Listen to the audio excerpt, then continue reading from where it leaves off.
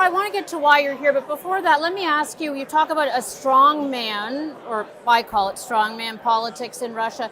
We're seeing that in other parts of the world, is that a concern? You're not a politician, of course, but when you see that type of, essentially, whether it's wannabe dictators, but concerns about democracy and polarization, how does that impact the effectiveness or the strategy of NATO, or does it have no impact on you? Is it just the strategy I think is good because we now look at the reality on the ground, which is Russia and the terror groups.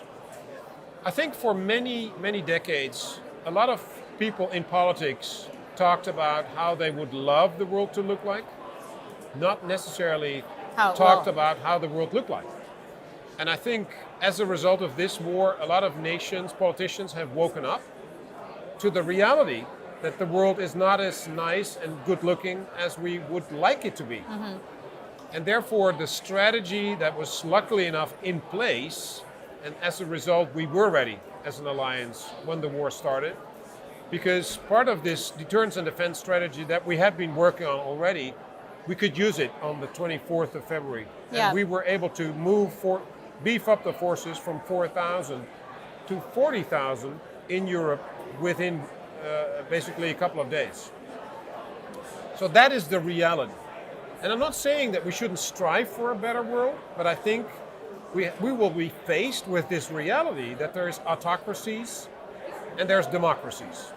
And unfortunately, I think we have, as the Western world and the worlds with the democracies, thought for too long that it was such a strong brand, democracy, that you actually didn't have to do anything to promote it and to market it.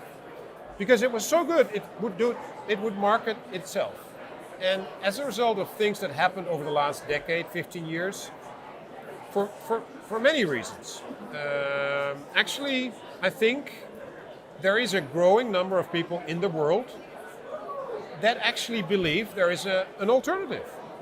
And whether that is Russia or China, and I'm not saying they are better, but there is a lot of growing number of people that believe they are a credible alternative to what we offer. Can we win a war of attrition? Can the I'm NATO... absolutely sure we can. Yeah. Because we have the money, we have the intelligence, we have the brains. What we have to make sure is that we have the endurance, the resilience to do it. And it will mean sometimes that we will have to make choices, that we will have to, prioritize. We're not doing that now? I saw an article a couple of days ago, and it was fascinating, and it shows my point. It proves my point. It was about a defense production firm in Norway that was complaining that TikTok, which is one of these tech companies in social... owned by China, ByteDance. Yeah. And so they are operating in Norway as well. And they use so much energy for their servers, because it's part of what they do. A lot of the social traffic on that app is going, of course, via servers. And there's so much energy used by TikTok in Norway that the electricity company said to the industry production company, we cannot supply you with enough electricity. And then I say, this is about choices. This is about focusing on the right things, given the circumstance.